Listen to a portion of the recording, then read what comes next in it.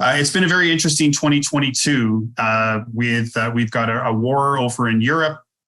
We've had several interest rates and increases. We've got inflation, the highest we've seen in 40 years. And so long ago, I used to work in media, and media is all about sensationalizing. So if you are the general public, then I think that there are a lot of people that are going to be feeling exactly like this, because there's all sorts of uncertainty in the marketplace and they're getting all sorts of sensationalized information. And that's just the way the media works. And so if you're not necessarily doing what all of you are doing tonight, which is this, tuning into Mogul Mastermind, learning from educated people and having lots of discussions in regards to what's going on, then things are going to be a challenge for you. So it's really important that you continue to attend Mogul Mastermind events and other real estate events and make sure you get educated in regards to what's going on. And certainly, again, there was some great information that was shared by James. So we thought that it would be important to make sure that we do cover off what has happened in Edmonton.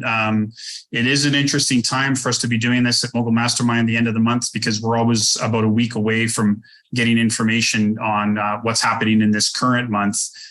So always keep in mind that the Edmonton Realtors Association of Edmonton comes out with their market stats about 2 or 3 days after the end of the month. So we expect on August 2nd or 3rd for the information to be released.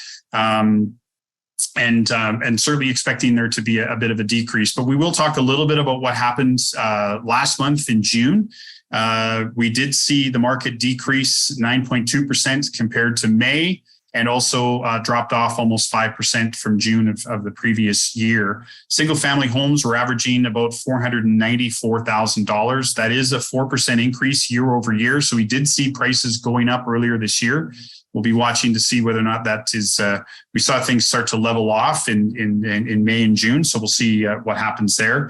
The word from Ray is that we continue to see a gradual decrease across the board in Edmonton. As interest rates and inflation continue to rise, we anticipate further impacts in the housing markets over the course of the summer. And then we always usually have our traditional summer slowdown in Edmonton anyways. Days on market for single family homes, 27 days, condos were 45, duplexes 29, and overall residential listings were about 33 days on market. So I just thought in case people kind of forgot or just wanted to get a quick snapshot about what's happened with Bank of Canada interest rates this year, there has been 4 interest rates increases pretty much all 4 times that the Bank of Canada has taken a look at interest rates. They have hiked it. We'll all be watching with bated breath on September 6th when the next interest rate hike is supposed to happen. It's probably not a matter of if, it's a matter of how much. I think everybody was virtually taking to the bank on July 12th that it would increase 0.75%. So it was a bit surprising to go up to 1 full percent. I did want to bring this up, though. I thought this was quite telling. This is basically going back all the way to like the late 1920s when it comes to the prime rate and the Bank of Canada overnight rate. It just shows that while, yes, we are going through a dramatic shift in the fact that we've had 4 increases and another 1 or 2 potentially expected later this year, is that interest rates have been a lot higher in the past. Even going back to the late 1990s, when my wife and I bought our first house, we were thrilled to have an interest rate of 8%. And then we bought another house a few years later, and we're thrilled to have 5.5%. So as I know that in the past, you've talked to a lot of brokers that remind us that during COVID, we were in emergency interest rate levels. We're getting back to what would be deemed as a little bit more normal. Probably the biggest shock is just how fast it's happening. And so that's something that we just have to keep in mind.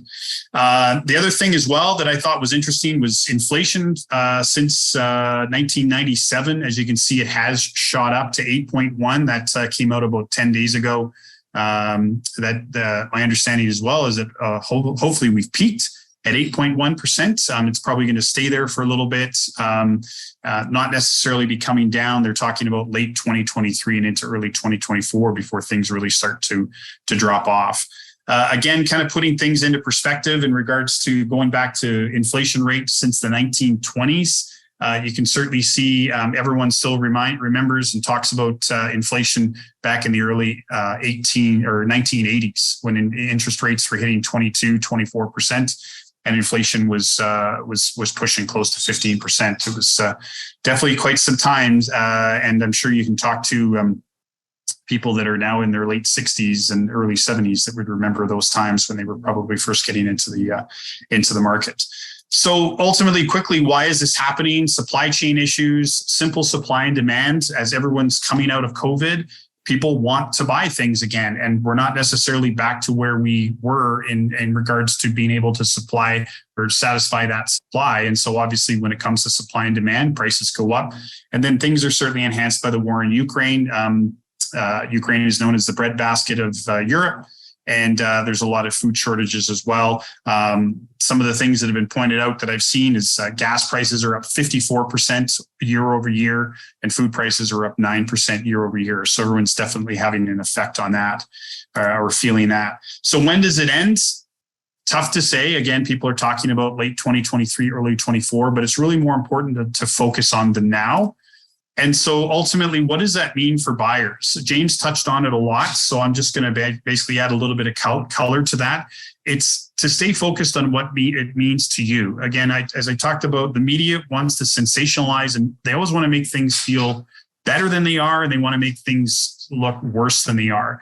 And it's not about focusing on what's happening to people in other parts of Canada or even somebody on the other side of the city you live in. It's about where are you at and what is going on with you and what do you want to accomplish. It's about getting your ducks in a row, which is basically James touched on that. It's getting pre-approved now. It's reaching out to a mortgage broker, understanding your situation.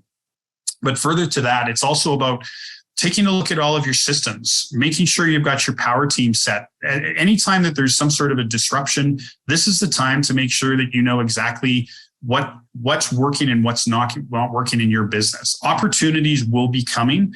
There will be more selection. There will be motivated sellers. It's just a matter of, as we've talked about, being ready, keeping your powder dry, and waiting for that opportunity. But on the other hand, we also sometimes forget that there's sellers out there and they want to have some advice as well. And so what does that ultimately mean for sellers? Well, first off, it's about understanding it is what it is. Decide if selling now is the most important thing to do. Is it your biggest pain? If it's your biggest pain to basically get rid of that property, you need to recognize that the market is what the market is and get past what was happening 4, 5, 6 months ago. It's not today's reality. Understand that you have to deal with today's reality.